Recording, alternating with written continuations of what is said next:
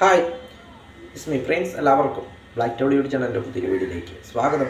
എന്തുണ്ട് വിശേഷങ്ങൾ? എല്ലാവർക്കും സുഖമല്ലേ? എല്ലാവരും ഹാപ്പിയല്ലേ? ഹാപ്പി ആയിട്ടിരിക്കുക. എനിത്തിങ് ആപ്പ് അല്ലേ? ഫസ്റ്റ് കോപ്പ് ഓൺ ഓൾവേസ് പോസിറ്റീവ് ആയി. അപ്പം നമ്മളിന്ന് നോക്കുന്നത് പാരീസ് സ്പെഷ്യാലിറ്റീസ്, പാരീസിൻ്റെ പ്രത്യേകതകൾ. അപ്പോൾ അതിനെക്കുറിച്ചാണ് നമ്മൾ നോക്കുന്നത്. പാരീസ് ഫ്രാൻസിൻ്റെ തലസ്ഥാന നഗരവും ഫ്രാൻസിലെ ഏറ്റവും കൂടുതൽ ജനസംഖ്യയുള്ള നഗരവും ഫ്രാൻസിലെ ഏറ്റവും കൂടുതൽ ജനസാന്ദ്രതയുള്ള നഗരവും ഫ്രാൻസിലെ ഏറ്റവും വലിയ നഗരവും ഫ്രാൻസിൻ്റെ ഏറ്റവും വലിയ സാമ്പത്തിക നഗരവും, അങ്ങനെ എല്ലാം കൊണ്ടും പാരീസ് എന്ന് പറയുന്നത് ഫ്രാൻസിലെ ഏറ്റവും വലിയ നഗരമാണ്. സെയിൻ നദിയുടെ വടക്കാണ് ഈ നഗരം സ്ഥിതി ചെയ്യുന്നത്. മനോഹരമായ സെയിൻ നദിയുടെ വടക്ക്. യൂറോപ്യൻ യൂണിയനിലെ ഏറ്റവും വലിയ 4ാമത്തെ നഗരമാണ് പാരീസ്. അതോടൊപ്പം ഏറ്റവും കൂടുതൽ ജനസാന്ദ്രതയുള്ള 30ാമത്തെ നഗരമാണ് പാരീസ് എന്നത്. യൂറോപ്പിലെ ഏറ്റവും കൂടുതൽ തിരക്കുള്ള 2ാമത്തെ മെട്രോ നഗരമാണ്, 2ാമത്തെ മെട്രോ സ്റ്റേഷനാണ് പാരീസ് എന്നത്. അതായത് ഏറ്റവും കൂടുതൽ തിരക്കുള്ളത് മോസ്കോയാണ്. മോസ്കോ കഴിഞ്ഞാൽ 2ാം സ്ഥാനത്ത് പാരീസാണ്. അതോടൊപ്പം 2022 കണക്കനുസരിച്ച് ഏറ്റവും കൂടുതൽ ജീവിത ചെലവുള്ള 9ാമത്തെ നഗരം, ലോകത്തിലെ ഏറ്റവും കൂടുതൽ ജീവിത ചെലവുള്ള 9ാമത്തെ നഗരമാണ് പാരീസ്. അങ്ങനെ നിരവധി പ്രത്യേകതകളുള്ള ഒരു ലോകത്തിലെ തന്നെ ഏറ്റവും പ്രധാനപ്പെട്ട നഗരങ്ങളിലൊന്നാണ്, മെഗാ സിറ്റി എന്ന് പറയാം, നഗരങ്ങളിലൊന്നാണ് പാരീസ് എന്നത്. ഇവിടുത്തെ പോപ്പുലേഷൻ എന്ന് പറയുന്നത് 1,22,75,734 ഇവിടുത്തെ പോപ്പുലേഷൻ എന്ന് പറയുന്നത്. ഇതിൻ്റെ ടോട്ടൽ ഏരിയ എന്ന് പറയുന്നത് 2,584 കിലോമീറ്റർ സ്ക്വയറാണ് ഇവിടുത്തെ ടോട്ടൽ ഏരിയ എന്ന് പറയുന്നത് പാരീസ്. ഇതിന് ഈ പേര് വരുവാനായിട്ടുള്ള കാരണം പാരീസിയോറം എന്ന വാക്കിൽ നിന്നുമാണ് ഇതിന് പാരീസ് എന്ന പേര് വരുവാനായിട്ടുള്ള കാരണം എന്നത്. പണ്ടുകാലത്ത് ജൂലിയസ് സീസർ ആണ് ഇതിനെ പാരീസിയോറം എന്ന് വിശേഷിപ്പിച്ചത്. അതിൽ നിന്നുമാണ് പിന്നീട് ഈ നഗരത്തിന് പാരീസ് എന്ന പേര് വരുവാനായിട്ടുള്ള കാരണമെന്ന് പറയുന്നത്. ഈ നഗരത്തിൻ്റെ ചരിത്രം നോക്കുമ്പോൾ BC കാലഘട്ടത്തിൽ തന്നെ, അതായത് BC 52 റോമാക്കാരുടെ കീഴിലായിരുന്നു. റോമാക്കാർ പിടിച്ചെടുത്തു.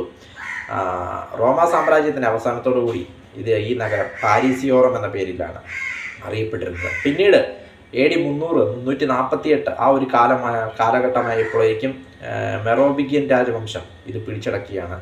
പിന്നീട് 12ാം നൂറ്റാണ്ടായപ്പോഴേക്കും നഗരത്തിൻ്റെ ഒരു വളർച്ചയാണ് പിന്നീട് കണ്ടത്. ആ ഒരു സമയത്ത് ഇത് ഭരിച്ചിരുന്നത് ലൂയി 7-മനായിരുന്നു.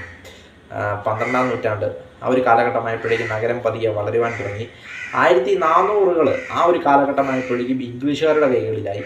പിന്നീട് 1600 ആ ഒരു കാലഘട്ടത്തിലായപ്പോഴേക്കും വീണ്ടും നഗരത്തിൻ്റെ അടുത്തൊരു വളർച്ചയിലേക്കായിരുന്നു നഗരം പൊക്കോണ്ടിരുന്നത്. അതായത് 1300 ആ ഒരു കാലഘട്ടമായപ്പോൾ തന്നെ യൂറോപ്പിൽ 1328 ആ ഒരു കാലഘട്ടമായപ്പോൾ തന്നെ യൂറോപ്പിലെ ഏറ്റവും കൂടുതൽ ജനസംഖ്യയുള്ള നഗരമായിട്ട് പാരീസ് മാറുകയാണ്. 1328 ആ ഒരു കാലഘട്ടം.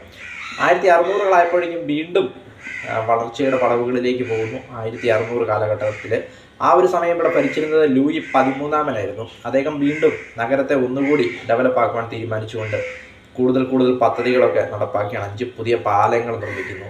അങ്ങനെ തന്നെ യൂറോപ്പിലെ ഒരു മനോഹര നഗരമായിട്ട് വീണ്ടും വളർച്ചയുടെ പടവിലേക്ക് ഇത് പോവുകയാണ്. പിന്നീട് 1700 800 1900 ആയപ്പോഴേക്കും തന്നെ ലോകത്തിലെ തന്നെ ഒരു പ്രധാനപ്പെട്ട ഒരു നഗരമായിട്ട് ഇത് മാറുകയുണ്ടായി. 1ാം ലോക മഹായുദ്ധത്തിലൊക്കെ ആണെങ്കിലും ഫ്രാൻസ് അല്ലെങ്കിൽ പാരീസിൻ്റെ സംഭാവന എന്ന് പറയുന്നത് വളരെ വലുതായിരുന്നു. ആ ഒരു വേൾഡ് ലെവലിലേക്കൊരു വളർച്ചയായിരുന്നു പിന്നീട് കണ്ടതെന്ന് പറയാം. അതോടൊപ്പം 1900 ഒളിമ്പിക്സ് നടന്ന ഇവിടെയാണ്. അതായത് ആധുനിക ഒളിമ്പിക്സ് എന്നറിയപ്പെടുന്ന ആധുനിക ഒളിമ്പിക്സ് നടന്ന 1896 ആദ്യത്തെ ഒളിമ്പിക്സ്. അപ്പോൾ ആധുനിക ഒളിമ്പിക്സിലെ 2ാമത്തെ ഒളിമ്പിക്സ് നടന്നത് പാരീസിലാണ്.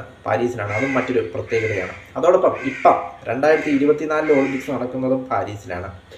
അതും മറ്റൊരു പ്രത്യേകതയാണ്. പിന്നെ ഈഫൽ ടവർ ഇവിടെയാണ് സ്ഥിതി ചെയ്യുന്നത്. അതും മറ്റൊരു പ്രത്യേകതയാണ്. സെയിൻ നദിയുടെ തീരത്താണ് സ്ഥിതി ചെയ്യുന്നത്. അതും മറ്റൊരു പ്രത്യേകതയാണ്, മനോഹരമായ സെയിൻ നദിയുടെ തീരത്ത്.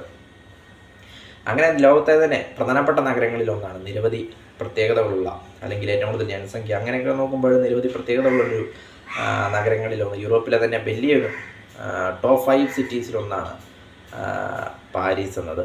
അതും മറ്റൊരു പ്രത്യേകതയാണെന്ന് പറയാം. ഇവിടുത്തെ ഔദ്യോഗിക ഭാഷ എന്ന് പറയുന്നത് ഫ്രഞ്ചാണ്.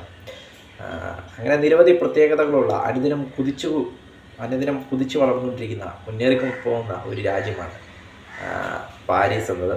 2022 കണക്ക് പ്രകാരം ഏകദേശം ജീവിത ചെലവ് കൂടിയ, ലോകത്തെ ഏറ്റവും കൂടുതൽ ജീവിക്കാൻ ചെലവ് കൂടിയ നഗരങ്ങളിൽ 9ാം സ്ഥാനമായിരുന്നു പാരീസിനുണ്ടായിരുന്നത് 2022 കണക്ക് പ്രകാരം. ഇപ്പോൾ ഒളിമ്പിക്സ് അവിടെയാണ് നടക്കുന്നത്, പാരീസിൽ. അങ്ങനെ എല്ലാ കണ്ണുകളും പാരീസിലേക്കാണ് ഇപ്പോൾ എന്ന് പറയാം. സെയിൻ നദിയുടെ തീരത്ത് അങ്ങനെ ലോകത്തിലെ തന്നെ വാണിജ്യം, നയതന്ത്രം, സാമ്പത്തികം എന്നീ മേഖലകളിലുള്ള ഒരു കുതിച്ചുചാട്ടം അല്ലെങ്കിൽ അങ്ങനെയുള്ളൊരു വലിയൊരു നഗരമാണ് പാരീസ് എന്നത്. അതും മറ്റൊരു പ്രത്യേകതയാണ് ആൽഫ നഗരം, മെഗാ സിറ്റി, ലോകത്തിൻ്റെ എന്ന് പറയാം മെഗാ സിറ്റികളിലൊന്ന് ആണ് പാരീസ് എന്നത്, ഫ്രാൻസിൻ്റെ തലസ്ഥാന നഗരം. വീഡിയോ ഇഷ്ടപ്പെട്ടാൽ ലൈക്ക് ചെയ്യുക, ഷെയർ ചെയ്യുക, കമന്റ് ചെയ്യുക, സബ്സ്ക്രൈബ് ചെയ്യുക. വീണ്ടും പുതിയ വീഡിയോ കാണാം. അതുവരെയും ടേക്ക് കെയർ, ബൈ.